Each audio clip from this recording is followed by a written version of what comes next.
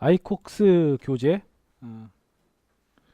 165페이지 전산세무 73회 전산세무 1급 답안 전 열어두고 있습니다. 첫 번째 문제예요. 세무는 3월 1일에 건물을 취득하면서 관련 원가 비용을 다음과 같이 지출했다. 그 당해년도 말에 업무용 건물에 대한 감가상각비를 계산하면 얼마인가? 단 토지 없이 건물만 취득한 것으로 감가상각 방법은 정액법을 사용하고요. 월할 계산할 거며 내용 연수는 20년이래요. 그럼 우선 건물, 업무용 건물 취득한 거, 건물의 취득원가, 건물이죠. 두 번째, 업무용 건물 취득세, 건물이죠. 업무용 건물 이사대금, 건물 이사대금은 건물 취득 가격하고는 상관이 없어요. 건물 이사대금은 건물 취득 가격하고는 상관이 없어. 그리고 건물의 중개수수료, 건물 취득과 관련해서 들어가는 비용이죠. 건물. 그리고 이 부분 조심하셔야겠네요. 업무용 건물 출입문 도어락 설치비야. 이거는 건물 구입 가격에 도어락 설치비를 포함시킬 거냐 하지 않을 거냐에 대한 문제거든요. 근데 건물 구입 가격에 건물 출입문 도어락 설치비는 얘를 그럼 건물로 처리한다고? 그렇지 않습니다. 건물 도어락 설치비는 별도로 비용 처리하시는 거예요. 건물 아니야. 건물 선불 관리비요. 관리비도 자산의 취득원가가 아니잖아요. 그래서 건물은 5,400이 건물이야. 5,400 여기 있죠. 내용 연수는 20년이고요. 20년. 근데 이거 언제부터 취득했어요? 3월 1일부터. 그러니까 12분의 10이죠. 그죠? 5,400을 20년으로 나눠 곱하기 12분의 10만큼 그럼 감가상각비는 225만 원이 나온답니다. 답은 4번. 이 문제는 좀 어려운 문제였어요. 제가 봐도. 2번 외화 자산 부채 환율 변동에 따른 내용으로 가장 적절하지 않은 것. 화폐성 외화 자산 외화 부채는 보고 기간 말 마감 환율로 환산한다. 맞죠? 환산 차손익은 외화 자산의 회수, 외화 부채의 상환 등에서 발생하는 손익이다. 외환 차익, 외환 차손. 외화 자산의 회수, 외화 부채의 상환. 기중에 발생하는 거죠. 외환 차익, 외환 차손. 외화 환산 손익은 결산일에 모든 외화 자산 부채를 환산하는 경우 발생하는 환산 손익이다. 여기서 뭐가 틀려? 모든이 틀렸죠. 모든. 화폐성 외화 자산 부채. 화폐성 외화 자산 부채에 대해서만 환산을 하는 거죠. 답은 3번. 역사적 원가로 측정하는 비화폐성 외화자산 부채는 거래일의 환율로 그 거래일의 3월 7일의 환율 그 당시 환율이죠. 1달러당 1,000원이다. 거꾸로 했나? 1,000원 1달러당 하면 거래일의 환율이죠. 그죠? 답은 3번. 3번. 한결은 승용차와 기계장치랑 교환을 합니다. 이종자산의 교환이네요. 이종자산의 교환. 이종자산의 교환의 경우는 취득원가를 어떻게 잡을 거냐? 제공한 자산의 공정가치를 취득원가로 한다라고 했죠. 이때 현금 수수액이 있으면 당연히 반영해야죠. 제공한 자산만큼 현금을 줬으면 그것만큼 더 제공한 자산이 되는 거고요. 그죠? 현금을 받았으면 제공한 자산에서 그 금액만큼은 차감해 줘야 돼요. 그래서 기계장치와 승용차를 교환합니다. 그러면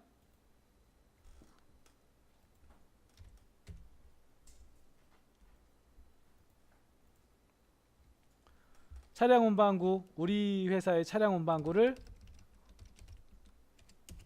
취득원가는 1,000만 원이고요. 차량 운반구에 대한 감가상각 누계액, 감가상각 누계가 안 나왔거든요. 근데 뭐가 나와 있어요?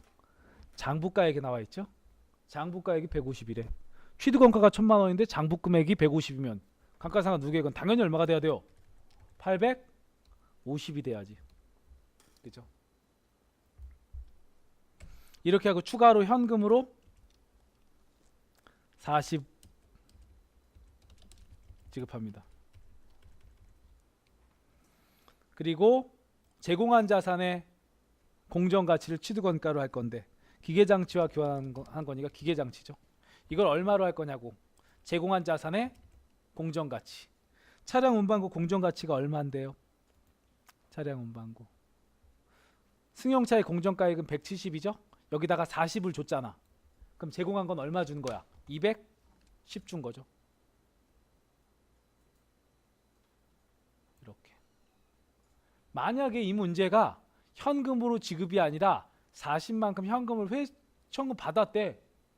그러면 제공한 자산의 공정가치는 170에서 40을 뺀 금액입니다. 받았으면. 근데 지금은 지급한 거니까 40 제공한 거 170 210이 제공한 자산의 공정가치가 돼요. 그래서 기계장치는 210이 돼. 210 210. 그러면 결과적으로는 어떻게 되는 거냐면요.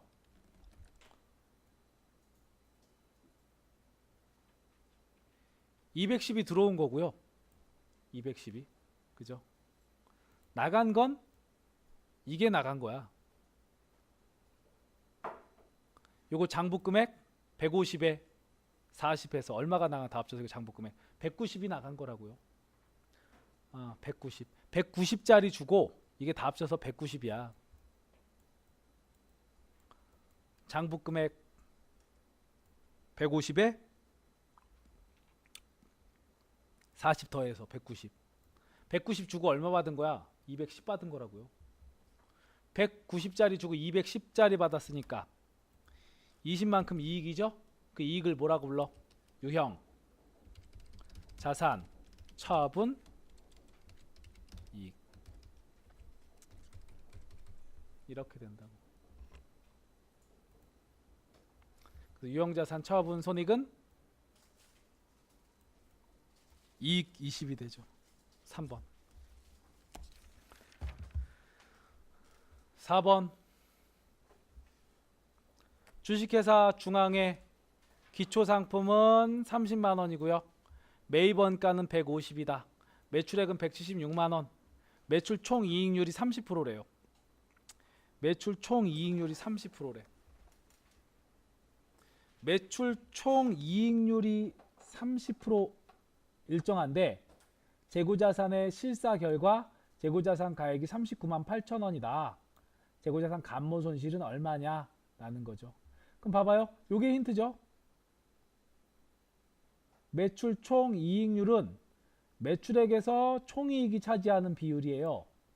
요걸 줬다는 건 거꾸로 매출 원가율 계산할 수 있어야 되죠. 매출 총이익률이 30%면 매출 원가율은 나머지죠. 100% 중에. 그죠? 매출 원가율. 매출 총이익률이 30%면 매출 원가율은 나머지 70%가 됩니다. 색깔 다른 색으로 바꿔야겠다. 예쁜 색으로. 매출 원가율 70%. 이렇게 된다고. 매출 원가율은 매출액에서 매출 원가가 차지하는 비율이잖아요. 그죠? 그 매출액 176만 원에서 매출 원가 70%죠. 이게 매출 원가율이지. 그치? 그럼 176만 원에 70%? 계산기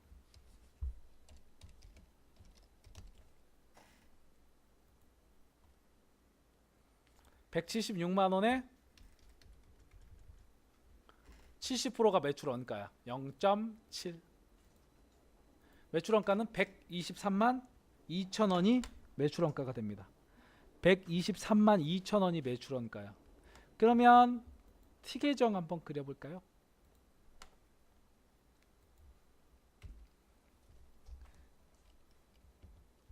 제 상품 T 계정. 기초 재고, 기초는 30만 원. 단기 매입액 150만 원.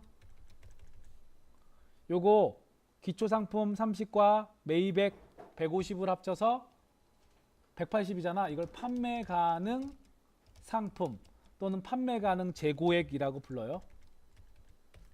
요거 판매 가능 재고액이라고 불러. 이 중에 기말 상품이 얼마인지 모르겠는데, 기말 상품이 얼마인지 모르겠어. 근데 매출 원가가 나와 있잖아. 이거 180에서 기말 재고 뺀 게 매출 원가잖아요.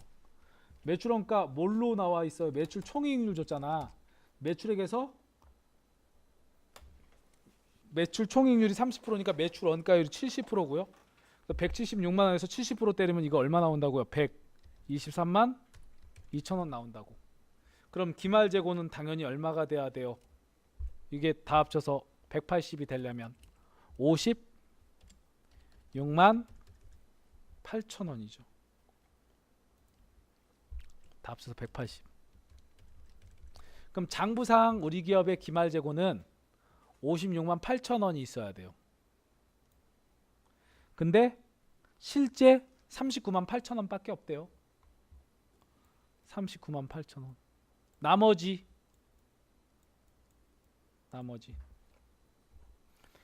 그게 뭔데요? 재고자산 감모손실이지 뭐. 재고자산 감모손실 56만 8천 원에서 39만 8천 원을 빼면 56만 8천 원에서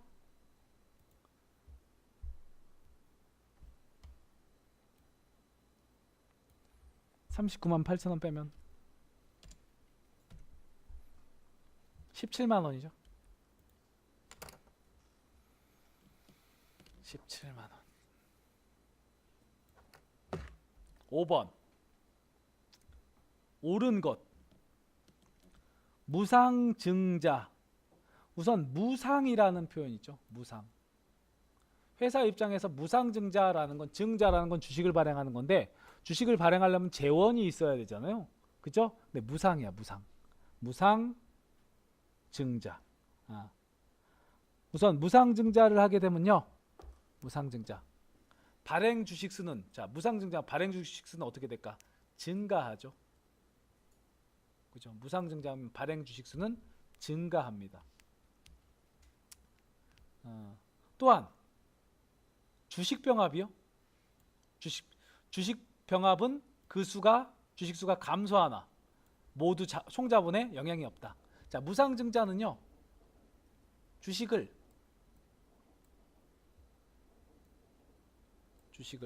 이렇게 외부에 들어온 돈 없이 이렇게 쪼개는 거야. 쪼개는 거. 이게 무상증자고요. 주식병합이요. 주식병합은 어떻게 하는, 거꾸로 어떻게 될까? 주식을 합치는 거야. 주식을.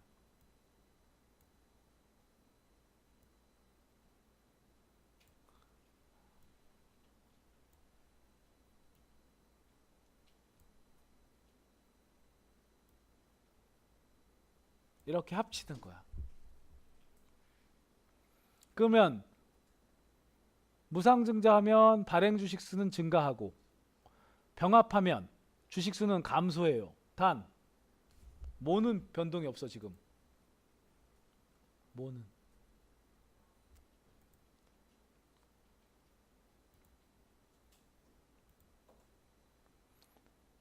자본은 변동이 없다고.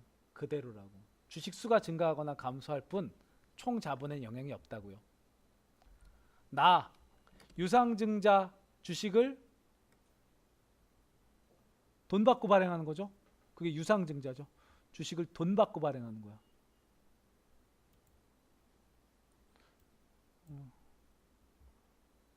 주식을 돈 받고. 그러면 유상증자하는 경우 주식 발행하면 대변에 자본금이 증가하죠. 그죠? 주식 발행하면 차변에 돈 들어오고 대변에 자본금이 증가하잖아. 자본은 증가하는데 유상증자 돈 받았다고 이익잉여금이 감소하나? 이익잉여금은 변함없잖아요. 주식을 발행하는 회계처를 이렇게 하는 거잖아. 차변에 뭐 현금 100, 대변에 자본금 70, 뭐 액면가 이렇게 되다. 그럼 30은 뭐 주발초, 주식 발행 초과금 뭐 이렇게 했어. 이익잉여금하고는 상관이 없죠. 그죠? 자본금은 증가하지만 이익잉여금은 변하지 않습니다. 자본금은 증가하고 이익잉여금은 변하지 않는다. 그럼 얘 틀렸고 요거 맞았고. 주식 분할. 주식 분할. 주식 분할은 마찬가지로 아까 전에 자르는 거야 주식을. 자르는 거야. 그래서 주식을 자르기 때문에 자본에 영향을 주지 않습니다. 주식을 자르기 때문에. 하지만 주식 배당은 주식 배당도 자본 증가시키지 않, 자본 변동 없잖아요. 왜? 뭘로 주는 거야 이것도? 이익잉여금으로 주는 거잖아. 이익잉여금. 자본을 감소시키는 거죠. 대변에서 차변으로. 그러면서 결론적으로는 주식을 발행하면 자본금이 늘어나는 거죠. 그러면 자본의 변동은 자본 감소, 자본 증가, 쌤. 그러므로 자본의 변동은 없습니다. 옳은 것 고르라고 했으니까 얘도 틀렸네. 감자 차손이 발생하면 감자 차익가 먼저 상계하고 미상계된 건 감자 차손으로 인식한다. 답은 가라네요. 가라. 5번에 1. 6번 가공원가 발생해. 선입선출법. 종합원가 계산. 가공원가는 완성품 환산량 단위당 15? 예? 그럼 완성품 환산량을 알면 얘는 완성품 환산량 단위당 원가가 이미 나와 있잖아요. 그러니까 완성품 환산량을 구해보면 가공원가 얼마인지 나오겠네요. 완성품 환산량.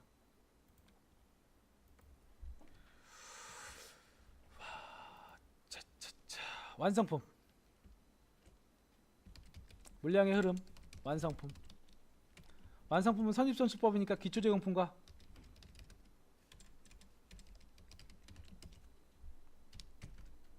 단기 착수해서 완성시킨 걸로 구분해야죠.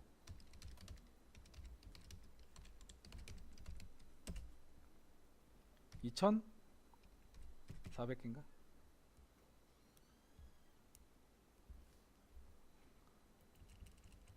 이렇게. 그리고 기말제공품.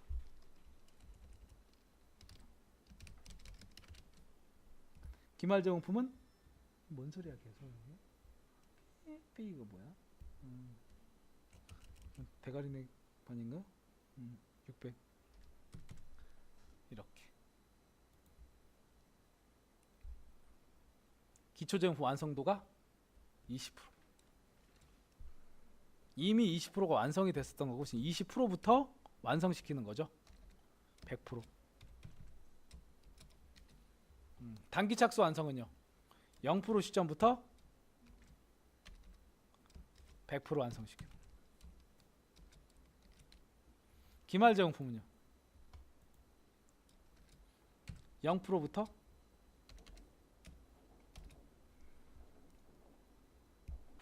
80%. 이렇게. 지금 가공비의 완성품 환산량. 가공원가니까. 우선 가공비의 완성품 환산량 단위당 원가는 나와 있잖아. 그죠? 그래서 가공비의 완성품 환산량.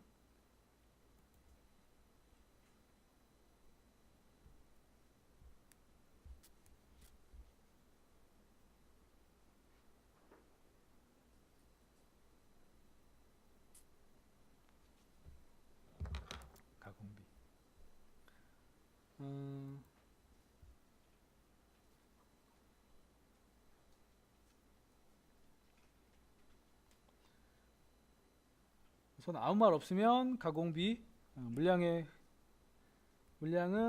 뭐 계속해서 발생한다라고 보면 되죠.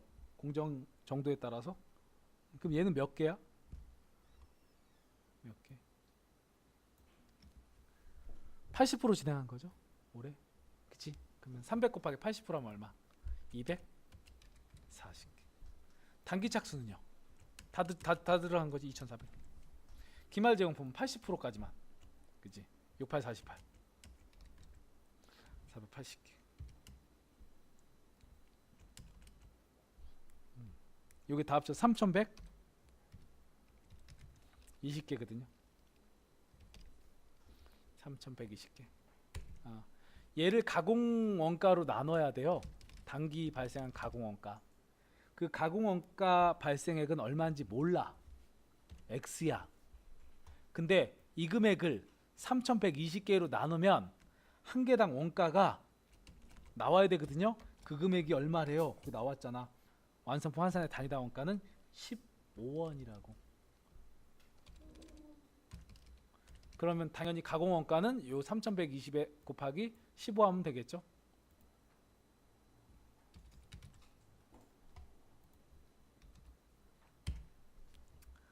X는 46,800원이 되네. X는 46,800원. 7번 표준원가는 제끼겠습니다. 그런데 두 개는 지문은 알고 가야 돼요.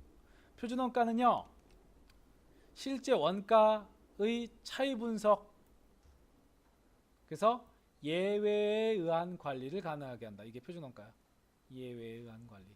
그리고 표준원가는 재무적인 측정치만 강조합니다. 숫자 있죠.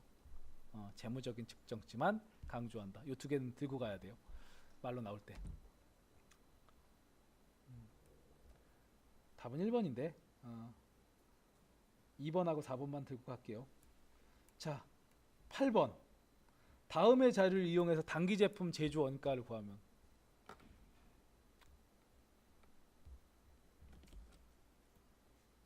원재료 매입액은 9만원이고요. 기말 원재료 재고는 기초에 비해서 4만원 증가했다. 노무비는 직접 재료비 210%고요. 뭐 되게 많죠. 그죠? 제일 먼저 해야 될 건 우선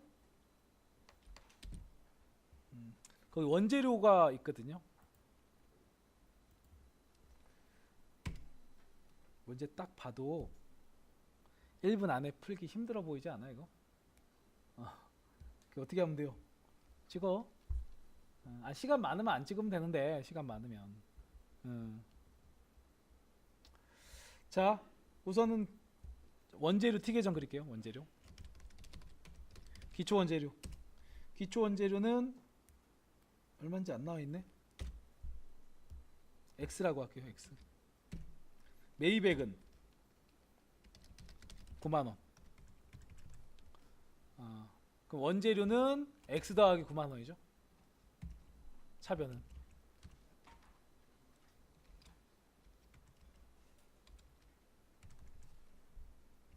그러면 오른쪽도 X 더하기 9만원이 되잖아.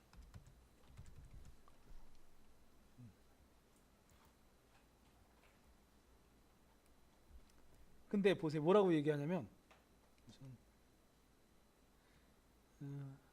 기초 원재료에서 매입액을 더한 금액 X 더하기 9만원인데 거기 기말 원재료는 이 얘기가 나와 있어. 이런 문제 되게 많이 나와요. 기말 원재료는요, 기초에 비해서, 기초 얼마인데요? X에 비해서 얼마만큼 증가했대요? 4만원 증가했대요. 이 식을 여러분들 세울 수 있어야 된다고. 기말 원재료는 기초에 비해서 4만원 증가했대요. 그러면 기초가 X니까 X 더하기 4만원 하면 기말 원재료가 되겠죠. 그쵸? 그럼 직접 재료비는 얼마예요 이거? 이 식 세우면 직접 재료비 5만원이잖아. 다 더해야 되니까 이 더한 게 밑에 게 되면 되잖아요. 그러니까 직접 재료비는 5만원이 되죠. 이 식을 여러분들이 세울 수 있어야 된다고. 미지수 X 넣어서. 직접 재료비는 5만원이 나온 거야. 5만원. 그럼 이제 T 계정 다시 제공품 계정 T 계정 그릴게요.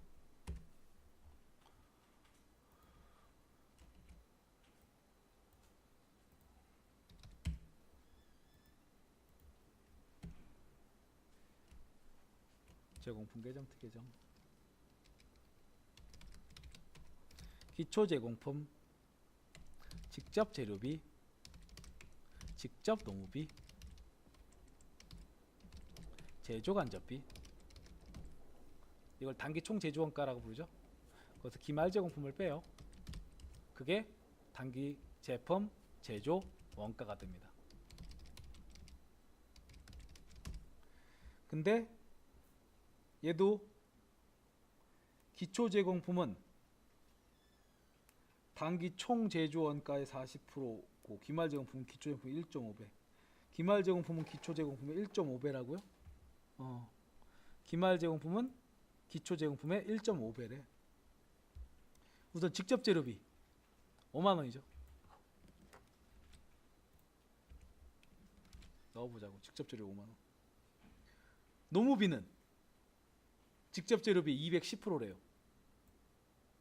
이 금액의 210%. 2.1배. 얼마야?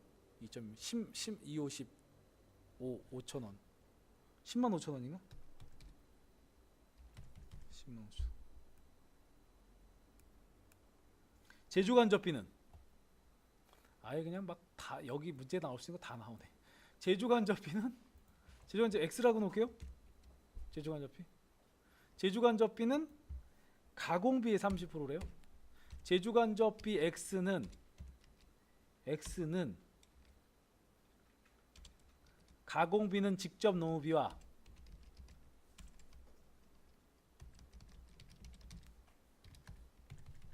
제조간접비 합이 가공비잖아요. 이 금액의 30% 곱하기 30%. 요게 요식이 성립하죠. 그러면 X는요? X는 직접 노무비 10만 5천원에 30% 또 X 곱하기 30% 이렇게 풀었을 수 있죠. 10만 5천원에 30%면 355, 3일은 3, 3만 1,500원 플러스 요게 31,500원이야 이거요. 이렇게 또 요렇게. 그러면 얘 0.3x죠. 그럼 x는요 0.3x를 왼쪽으로 이항하면 마이너스 0.3x니까 0.7x네. 0.7x는 31,500원이 돼. 그러면 x는요 31,500원을 0.7로 나누면 31,500원을 0.7로 나누면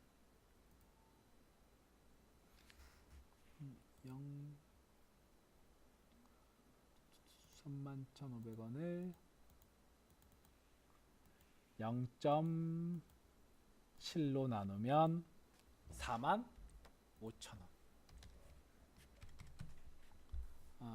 그럼 제주간접비는 45,000원이네요 이거.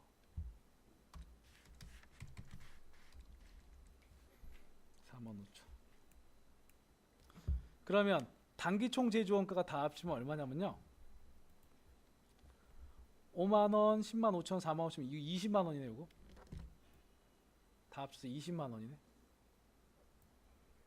기초제공품은 단기 총 제조원가의 40%래요 20만원 40%면 얼마?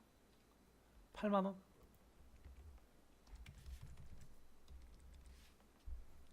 8만원.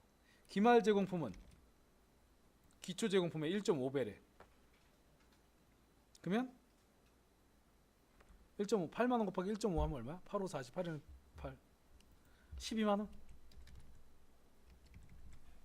그럼 단기 제품 제조가 나오네. 그죠? 이거 다 합친 금액에서 12만 원을 빼면 단기 제품 제조원까지 금액 얼마예요? 그러면 16만 원? 16만 원. 답은 3번.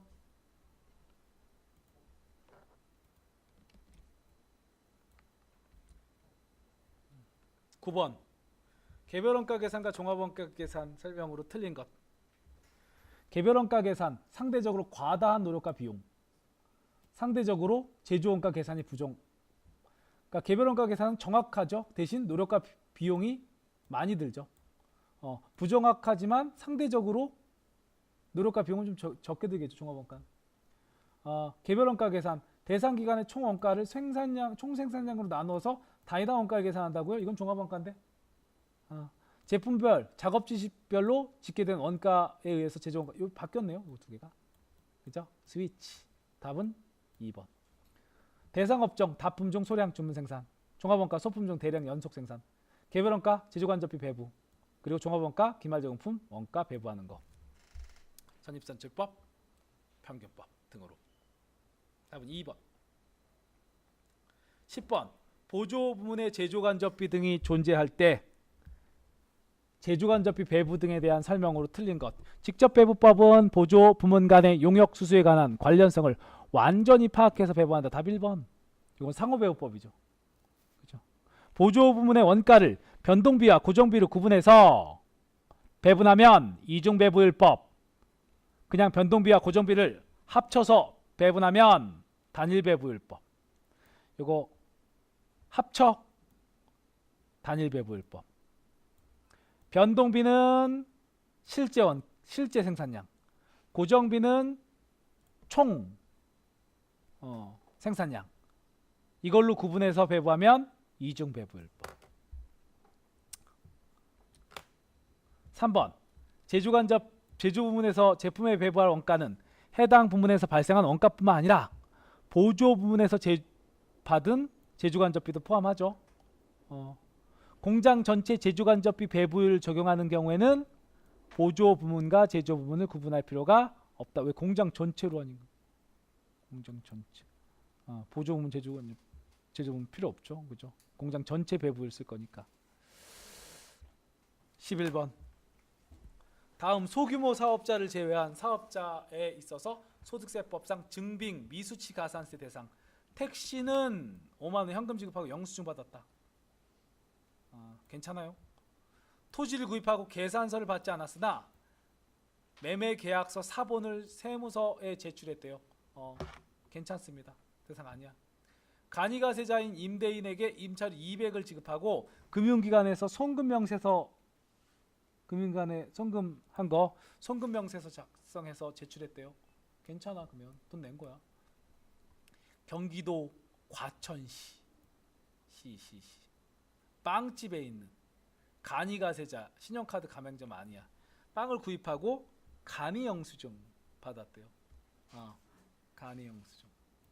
요거는 여기 있죠. 소득세법에 따라서 읍면소재 간이가세자로서 신용카드 가맹점이 아닌 사업자로부터 3만 원 초과해서 간이영수증을 받는 것은 가산세 대상이 아니나 읍면 외 지역의 경우는 가산세 대상이다. 읍면 아니잖아. 시잖아. 시. 그지? 가산세 대상이라고. 증빙불입비 2%. 12. 쌩 그럼 어떻게 해요? 뭘 어떻게 딴 데 가서 사.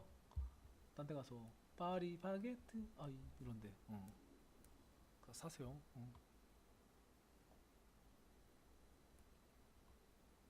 내가 어제부터 이제 또 다이어트를 시작하려고 또 그래서 마지막으로 빵을 먹겠다고 어제 그 더운데 빵집에 가서 제가 좋아하는 롤케이크를 샀어. 내가 마지막으로 먹고 내가 이제 안 먹겠다. 이게 롤케이크 쌀 롤케이크인데 이게 큰 거는 8,000원이고요. 작은 건 4,000원짜리야. 근데 양심상 4,000원짜리 샀어. 이렇게 하나. 그 집에 가서 집에 있는데 이제 집에 가는 버스에 탔는데 문자가 좀 늦게 뜨더라고. 보니까 8,000원이 찍힌 거야. 이렇게 8,000원. 사장님이 잘못 계산한 거지. 더우니까. 근데 이제 저희 와이프가 그 서울역에 갔다가 저는 이제 데려다주고 오는 길이었고 와이프 좀 늦게 왔어. 그래서 와이프한테 얘기했죠. 그거 4,000원 가져다 달라고. 그랬더니 사장님이 카드 가지고 와야 된대. 그래서 얘기했어요 와이프한테. 그럼 빵으로 하나 더 가져오라고. 그래서 어제 2개 먹었어. 빵 롤케이크를 혼자. 칼로리 장난 아니잖아요. 근데 요새 보니까 장난 아니더라고. 이게 몸이 옛날에는 그냥 장난 아니었었는데 지금 더 장난 아니야. 그래서 근데 이거 신용카드 다 있다고. 신용카드.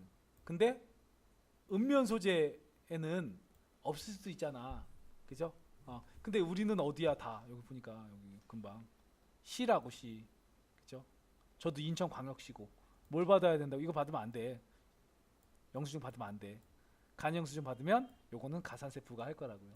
시는 음면 소재 간이가세자 로부터 받은 건 법적 증빙 가산세 대상 아닙니다. 자 12번 법인세법상 손익의 귀속 시기에 관한 설명이다. 요거는 별도의 그 본교재를 조금 확인을 해야 돼요. 그래서 우선은 하고 얘기할게요.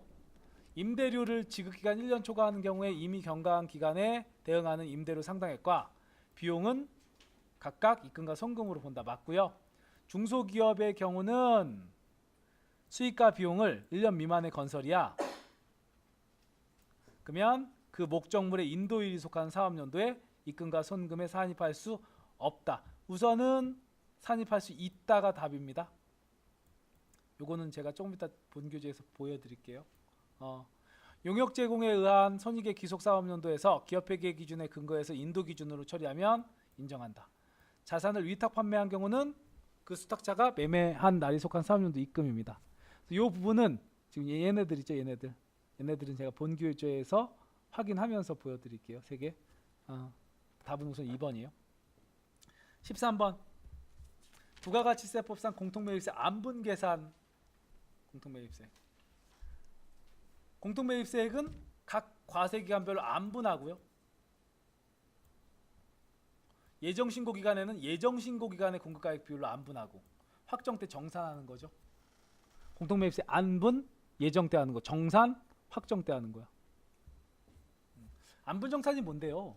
공통매입세액을 과세사업과 면세사업대로 과세사업 비율만큼은 매입세 공제되고 면세사업 매입세 공제 안 해주겠다는 거야.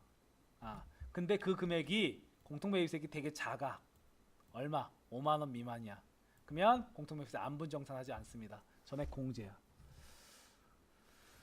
안분 정산하지 않고 전액 공제합니다. 그리고 또 규정이 있어요.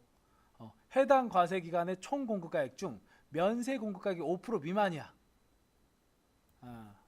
5% 미만이야. 그러면 원칙적으로 매입세 공제 다 해줘요. 근데 그 금액이 너무 커. 그때는 안분 계산을 합니다. 그러니까 5% 미만인 경우에도 우선 공통매입세액이 500만 원 있죠?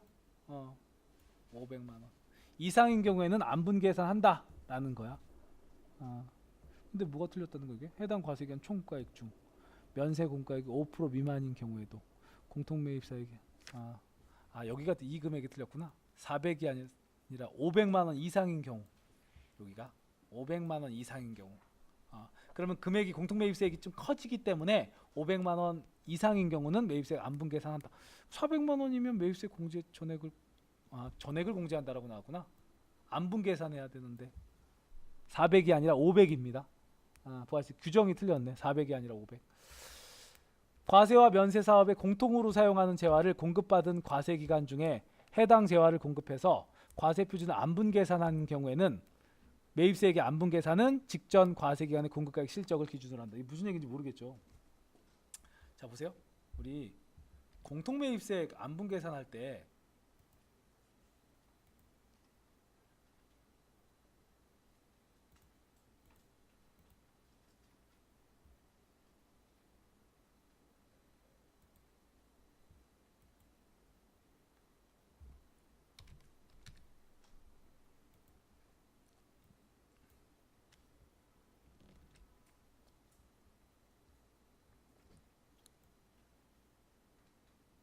여기 보이세요? 안분할 때는 당해 걸로 해요. 당해 거. 안분. 당해. 공통매입색 안분 정산하는 거. 자, 공통매입색 안분 정산하는 건 우선 당해 걸로 합니다. 그런데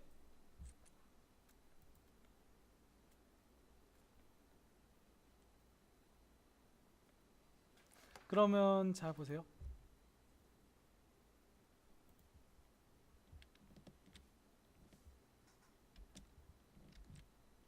공통매입색을 안분 정산하면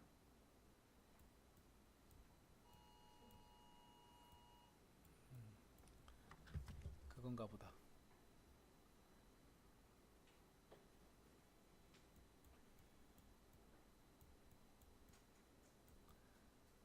안분하는 건 언제 하는 거냐면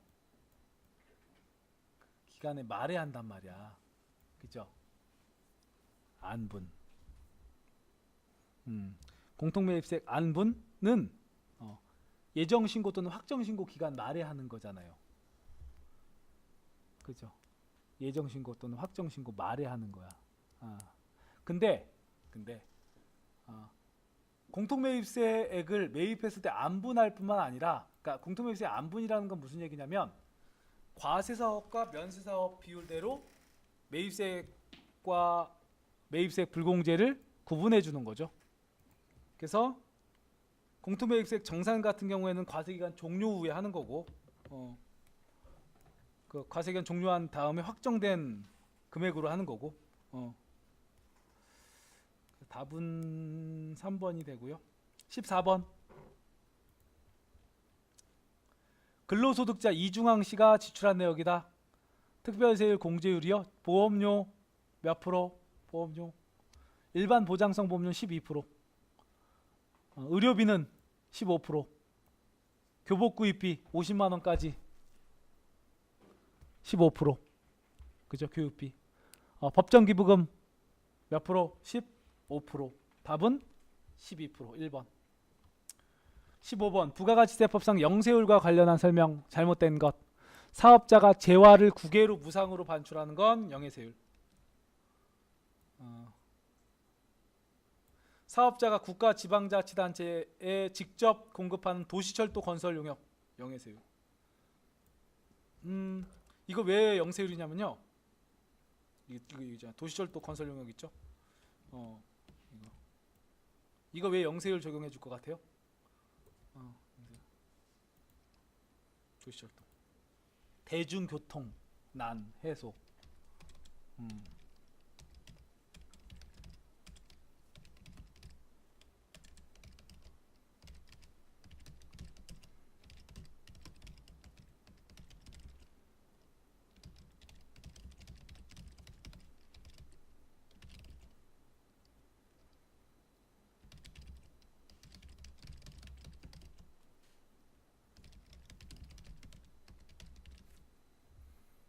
대중교통난 해소를 위해서 도시철도 용역에 자금이 많이 소요되잖아요. 그래서 이를 지원하기 위해서 영세율 적용해 줍니다. 사업자가 국가 지방자치단체에 직접 공급하는 도시철도 건설 용역 영세율. 영세율 적용하면 뭐가 좋은데요? 매출세액이 0이니까 매입세액 다 환급받을 거 아니야. 도시철도 지하철 많이 타고 다녀야 되잖아. 그와 관련해서 대중교통이 많으면, 지하철이 많으면 뻥뻥 뚫리면 좋죠. 그죠? 도시철도. 그래서 영세율 적용해줘요. 사업자가 국외에 제공하는 용역 영세율. 마지막. 사업자가 비거주자 또는 외국법인인 경우 거주자와 내국법인과 같이 모두가 아니야. 상호 면세주의야. 그래서 저쪽 나라에서 우리나라 영세율 적용해줘야 우리도 영세율 적용하는 겁니다. 상호 면세주의. 그래서 저쪽 나라에서 우리나라에 영세율 적용해줘야 우리도 비거주자나 외국법인에게 영세율 적용해주는 거야. 저쪽에서 우리나라 과세하면 우리도 과세할 거야. 상호 면세주의예요. 그래서 답은 4번이 됩니다.